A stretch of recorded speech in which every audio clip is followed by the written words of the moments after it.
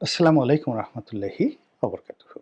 সম্মানিত দর্শক, সারা বাংলায় এখন শেখ হাসিনা বিরোধী প্রচারণা চলছে সর্বশক্তি দিয়ে, জলে স্থলে অন্তরিক্ষে। এ দেশের মধ্যে শেখ পরিবার, শেখ হাসিনা, তার সঙ্গী সাথী এবং তার দল, তাদেরকে নিয়ে যেভাবে প্রচার এবং প্রোপাগান্ডা চলছে, এ সকল প্রচার এবং প্রোপাগান্ডার প্রতিক্রিয়া কি হতে পারে সেটি নিয়ে আলোচনা করব। তার আগে বলে নেই শেখ হাসিনার বিরুদ্ধে কী কী প্রচারণা করা হচ্ছে। প্রথমত, তিনি প্রচণ্ড ভয়ঙ্কর, এত ভয়ঙ্কর তাকে দেখলে ভয়ের উদ্রেক হয়। তার ক্যাশ চাই, বিড়াল চোখের তিনি রমণী।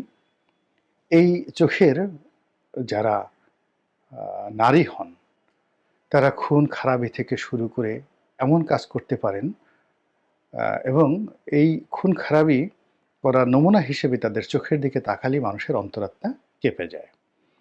তো এই যে তাকে একজন ভয়ঙ্কর মহিলা, মানে তাকে দেখলেই মানুষের ভয় করা উচিত, ভয় পাওয়া উচিত, এবং তিনি আসলেই একজন ভয়ঙ্কর, এরকম প্রচার চলছে। দ্বিতীয় যে প্রচারটা করা হচ্ছে সেটি হলো তিনি খুবই হিংসুটে, অন্যের ভালো তিনি দেখতে পারেন না। তারপর প্রতিদ্বন্দ্বিতা একদম সহ্য করতে পারেন না। যে কোনো মানুষ, সে জ্ঞানী হোক, তার চেয়ে যদি তার মনে হয় সে জ্ঞানী, তার চেয়ে সম্মানী, তার চেয়ে মর্যাদাবান, তার চেয়ে সুন্দরী, তাহলে তার খুব হিংসা হয়।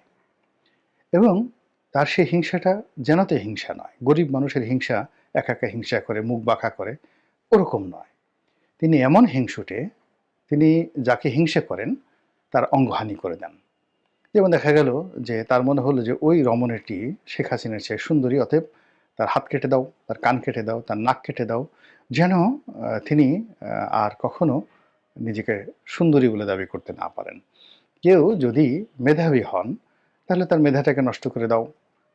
কেউ যদি চরিত্রবান হন, সৎ হন, তার নিজে সৎ নন এটা প্রমাণ করে দাও। তারপরে তাকে অপদস্থ করো, লাঞ্ছিত করো, ক্যারেক্টার অ্যাসাসিনেশন করো। এটা হলো তার হিংসের যে চরিত্র।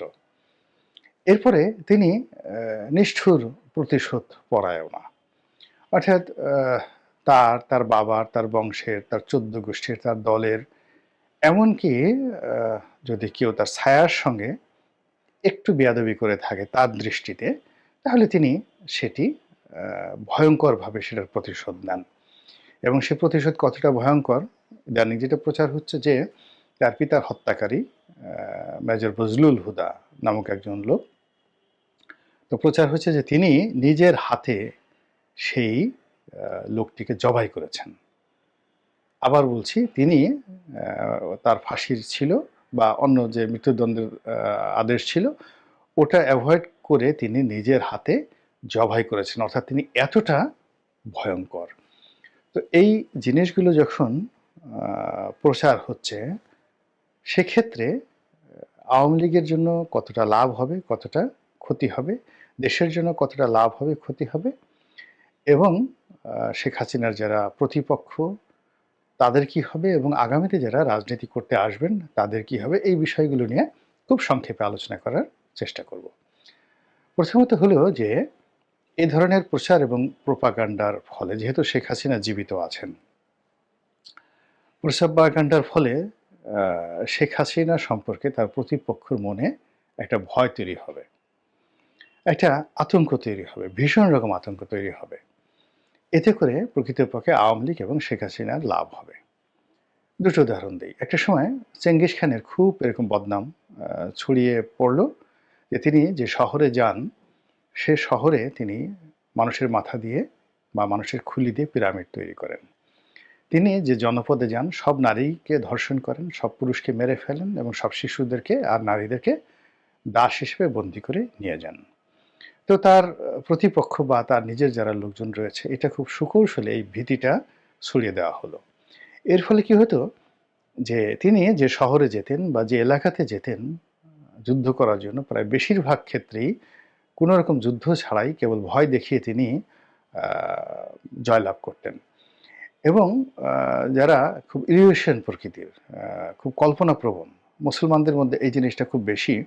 হিন্দুদের মধ্যে যারা পরকালে বিশ্বাস করে এবং বিভিন্ন পীর ফকিরের দরবারে ঘুরে বেড়ায়, এদের বিশ্বাসটা খুব নড়বড়ে থাকে, ভীষণ রকম বিশ্বাস নড়বড়ে থাকে। অলৌকিক কোনো কিছু দেখলে, যেমন ইমাম মাহাদি আসবেন, দাজ্জাল আসবেন, দাজ্জালের কপালের উপর একটা চোখ থাকবে, তো এরকম সে মানে কারো দিকে তাকানোর সঙ্গে সঙ্গেই সেও দাজ্জাল হয়ে যাবে, এই কথাগুলো যারা মনে প্রাণে বিশ্বাস করেন, তো বিশ্বাস করার ফলে কি হচ্ছে, গভীর রাত্রে কেউ যদি নকল দাজ্জাল সেজে তার সামনে এসে দাঁড়ায়, মুহূর্তের মধ্যে দেখবেন সে জ্ঞান হারিয়ে ফেলেছে। এরপর যখন আপনি তাকে জ্ঞান ফিরবে, কাপড় চোপড় দেখবেন সে পুরোটা নষ্ট করে ফেলেছে। এটা হলো অতিরিক্ত কল্পনাপ্রবণ থাকার যে বাস্তব ভয়ঙ্কর দিক সেটি। এবং ইতিহাসে এরকম এক ঘটনা ঘটেছে। দেখা গেল যে চেঙ্গিস খান আক্রমণ করেছে খাওরজম ডাইনেস্টি। খাওরজমের রাজধানী তখন গুরগাঁও, এখনকার মধ্য এশিয়ার একটা অঞ্চল।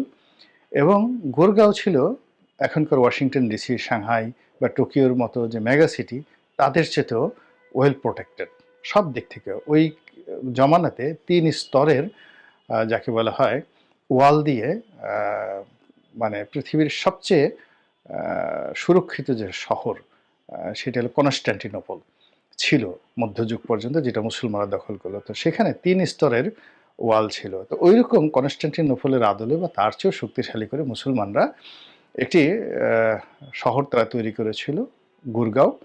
এবং এই খাওয়ারিজম ডাইনেস্টিটা তৎকালীন দুনিয়াতে সবচেয়ে বড় ডাইনেস্টি ছিল। অর্থাৎ অলমোস্ট প্রায় ৫০ থেকে ৬০ লাখ বর্গ মাইল এলাকা, তারও বেশি।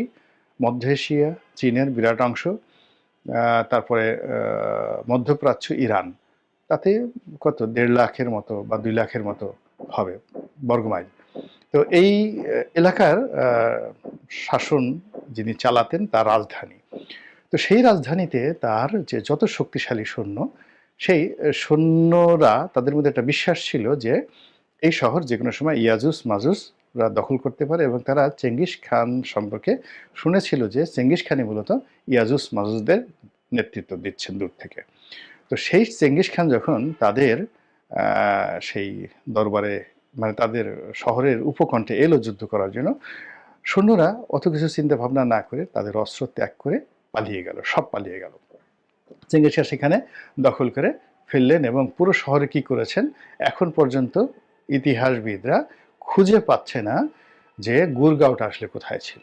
মানে চেঙ্গিস খানের ধ্বংসযজ্ঞটা এত বেশি ছিল, পৃথিবীর অনেক বিখ্যাত বিখ্যাত শহরকে খুঁজে পাওয়া গিয়েছে, কিন্তু এই গুরগাঁওকে এখনো খুঁজে পাওয়া যায়নি। তো এরকম যে আপনি যখন কাউকে খুব বেশি ভয় পাবেন, আতঙ্কগ্রস্ত হবেন, তাকে যদি আপনি তার সামনে এসে, সে যদি আপনার সামনে এসে ভূতের বেশে দাঁড়ায়, আপনি মরে যাবেন সঙ্গে সঙ্গে। আপনি দেখুন গত ২০ বছর ধরে যারা পালিয়েছিলেন, ১৫ বছর ধরে যারা পালিয়েছিলেন, জাস্ট একটা শুধু উদাহরণ দিই। এখন দেখেন অনেক লোক বড় বড় কথা বলে না, হুমকি দিচ্ছে, হ্যাং করেঙ্গা, ত্যাং করেঙ্গা, মেরে ফেলেঙ্গা, আষাঢ় মারেঙ্গা, এই সমস্ত কথাবার্তা বলে। ওইরকম যারা লোকজন দাঁড়িয়ে থাকে, বড় বড় নেতা, আপনি তাদের পিছনে অচমকা গিয়ে খালি ২-৩ জন লোক নিয়ে পুলিশের যে বাঁশি, সেরকম একটা বাঁশিতে ফু দেন, তারপর শেষে পিছনে বলেন জয় বাংলা আর বলেন ধর। বিশ্বাস করেন সে পিছনের দিকে তাকাবে না। সামনে ওয়াল থাকুক, নদী থাকুক, সমুদ্র থাকুক, সে একটা প্রথমে একটা লাফ দেবে। লাফ দিয়ে সে বহুদূর যাওয়ার পরে, ঘন্টাখানেক যাওয়ার পর যখন ক্লান্ত হয়ে পড়বে, তখন সে পিছনের দিকেও তাকিয়ে বলবে দৌড়াইলাম কেন। এটা হলো মানুষের একটা সাইকোলজি। মানে আপনি যাকে ভয় পান। তো এই যে শেখ হাসিনাকে যে ভয়ঙ্কর রূপে প্রচার করা হচ্ছে, এটা শেখ হাসিনার প্রতিপক্ষের জন্য মূলত একটা সাইকোলজিক্যাল একটা মানে রোগে পরিণত হয়েছে। ফলে কখনো কোনো কারণে যদি আওয়ামী লীগের মতো দলের বা শেখ হাসিনার যদি কোনো কারণে প্রত্যাবর্তন ঘটে, আপনি দেখুন ১ মিনিট লাগবে না, ৩০ সেকেন্ডের মধ্যে পুরো মাঠ ফাঁকা হয়ে গেছে। ফলে এখন যারা অতিরিক্ত প্রচার করছেন, তারা আলটিমেটলি নিজেদের ক্ষতি করছেন। ২ নম্বর হলো যে এই মন্দ কাজগুলো, মনোবিজ্ঞানের ভাষায় হলো আপনি আজে বাজে জিনিসের নাম উচ্চারণ করবেন না। এমন অনেকে যেমন বলে যে পর্ণ ছবি দেখবেন না, পর্ণ মানে কোনো এই যে ইসলামে কোনো ছবি দেখাই নিষেধ। এর কারণ হলো এই বিষয়গুলো আপনার মন মননে একটা বিকৃত রুচি তৈরি করে। আপনি সুন্দরী একটা রোমান্টিক ছবি দেখলেন, একটা উলঙ্গ ছবি দেখলেন, একটা পারভার্টেড সেক্সুয়াল ভিডিও দেখলেন। এই বিষয়গুলো আপনাকে অসুস্থ বানিয়ে ফেলবে ফিজিক্যালি অ্যান্ড মেন্টালি। তো এইজন্য এই মন্দ দিকগুলো বিষয়গুলো আলোচনা করতে হয় না, সামনে আনতে হয় না। আপনি অ্যাকশনে যাবেন। শেখ হাসিনার বিরুদ্ধে আপনাকে অ্যাকশনে যাবেন। আপনাকে মানে এখানে প্রচার করতে হবে না, বাজে কথা বলতে হবে না। আপনাকে অ্যাকশনে যেতে হবে। আপনি গুপ্ত হত্যায় যেতে পারেন, গুমে যেতে পারেন, আপনি বিচার করতে যেতে পারেন, আপনি ট্রায়ালে যেতে পারেন। Whatever may be you can do. এখানে এই সমস্ত মন্দ জিনিস না বলে আপনি আপনার কর্তব্যের যে কাজটি এটি নীরবে করতে পারাটাই হলো আপনার জন্য নিরাপদ। কিন্তু এই কথাগুলো যত বেশি বলবেন, ততই এটা সমাজে খুব ইজি হয়ে যাবে। আপনি এরশাদ জামানাতে যেমন দেখা গেল যে আ পরকীয়া, ঘুষ, দুর্নীতি এটি রাষ্ট্রীয়ভাবে যে আ প্রতিষ্ঠিত হয়ে গেল, যেটা পরবর্তীকালে থামেনি। আ রাষ্ট্রের যারাই ক্ষমতায় এসেছে, ক্ষমতার কাছাকাছি থেকেছে তারা এই বিষয়গুলোকে একটা মর্যাদা দিয়ে অনেকটা মানে বাইজি মহলের মতো করে নাচো, ঘুষ দাও, টাকা দাও, তোহফা দাও। মানে অন্যায় করাটাকে তারা একটা গর্বের বিষয় মনে করেছে। তো কাজেই আগামীতে যারা ক্ষমতায় আসবেন এই শেখ হাসিনার এই মন্দ কাজগুলো যত বেশি আলোচনা হবে, অ্যাকশনের পরিবর্তে, বিচারের পরিবর্তে, ততই আগামীতে যারা রাষ্ট্র ক্ষমতায় আসবেন তারা এই কর্মকাণ্ডগুলোকে আহ তারা প্রাতিষ্ঠানিক রূপ দিতে বা শেখ হাসিনার চেয়ে আরও মন্দভাবে এই কাজগুলো করার ব্যাপারে তারা উৎসাহিত হবেন। এতে কোনো সন্দেহ নাই। আমি শেখ হাসিনা সম্পর্কে একটা পার্সোনাল অভিজ্ঞতা বলি। যেমন তিনি ২০০১ সনে ক্ষমতা হারিয়ে ভীষণ রকম অর্থকষ্টে পড়ছেন। তার অর্থ ছিলই না ওই সময়টাতে। তো পরবর্তীতে যখন ২০০১ থেকে ২০০৬ সনে বিএনপির বিরুদ্ধে প্রচুর আর্থিক কেলেঙ্কারির অভিযোগ এলো, ওই সময়টাতে তিনি সিদ্ধান্ত নিলেন যে আগামীতে যদি তিনি ক্ষমতায় আসেন তাহলে তার দলের নেতাকর্মীদের যেন কোনো অর্থকষ্ট না থাকে। এজন্য তিনি সবকিছু ওপেন আপ করে দিবেন। এবং আমরা অন্তত ১০০ লোক উনার সঙ্গে ফরিদপুর থেকে এসে দেখা করেছিলাম আমার নেতৃত্বে আমার নমিনেশনের বিষয়টা নিয়ে। তখন উনার সাথে আমাদের অনেক কথা হয়েছিল প্রায় ২ ঘন্টা। তো তিনি একটা সময় আমি যে আসনে ইলেকশন করতে চাচ্ছিলাম সেই আসনে তিনি অন্য একজনকে কমিটমেন্ট দিয়ে ফেলেছিলেন যে তাকে দেবেন। তো তিনি আমাদেরকে সান্ত্বনার জন্য তিনি বলেছিলেন যে, "ঠিক আছে, তোমাদেরকে যদি মনোনয়ন দিতে নাও পারি, তোমরা যদি ব্যবসা-বাণিজ্য করে আ সফল হতে পারো, কোটিপতি হতে পারো, সব কাজ আমি করব। আমি অতীতে যে ভুল করেছি ৯৬ সনে সেই ভুল করব না।" আপনি দেখেন যে বিএনপির যে মন্দ কাজগুলো এটা শেখ হাসিনাকে কতটা ইনফ্লুয়েন্স করেছে। আবার শেখ হাসিনার মন্দ কাজগুলো এই বিএনপিকে কতটা যাকে বলা হয় ইনফ্লুয়েন্স করেছে যে গত ১৫ বছরের তার যত অপকর্মগুলো আছে, সেই অপকর্মগুলো যেগুলো তিনি রেখে গেছেন উচ্ছিষ্ট হিসেবে, একটাও বিএনপি পরিহার করেনি। বিএনপির পথে ঘাটে মাঠে নেতাকর্মীরা সেইগুলো নিয়ে সেই বাস, ঘাট, মাঠ নিয়ে যা কাণ্ড কারখানা করছে, সেটাকেই জামাত জালিমের জুলুম বলার চেষ্টা করছে। তো কাজেই এখন এই যে শেখ হাসিনাকে নিয়ে যত বেশি তার নেগেটিভিটি নিয়ে যত বেশি আলোচনা করবে, আপনি চোরদেরকে রাস্তা দেখাচ্ছেন আর সাধারণ মানুষদেরকে শেখাচ্ছেন যে এগুলো মেনে নাও। রাজা বাদশাহ এগুলো করেই। তো কাজেই সাধু সাবধান যারা প্রচার চালান, প্রোপাগান্ডা চালান তারা যদি প্রত্যেকটি প্রচারের সাইকোলজিক্যাল দিক এবং ইফেক্ট অ্যান্ড আফটার ইফেক্ট কল্পনা করেন এবং মনস্তাত্ত্বিক দিক বিবেচনা করে বৈজ্ঞানিক পন্থায় আপনারা যদি প্রচার চালান তাহলে এটা ভালো হয়। এর কারণ হলো প্রচার সেটা নেগেটিভ হোক, পজিটিভ হোক। আল্টিমেটলি যার বিরুদ্ধে করা হয় বা যার পক্ষে করা হয় আ তারই উপকার হয়। ধরুন আমাকে একজন একটা গালি দিল বা আমাকে একজন একটা বাজে কথা বলল।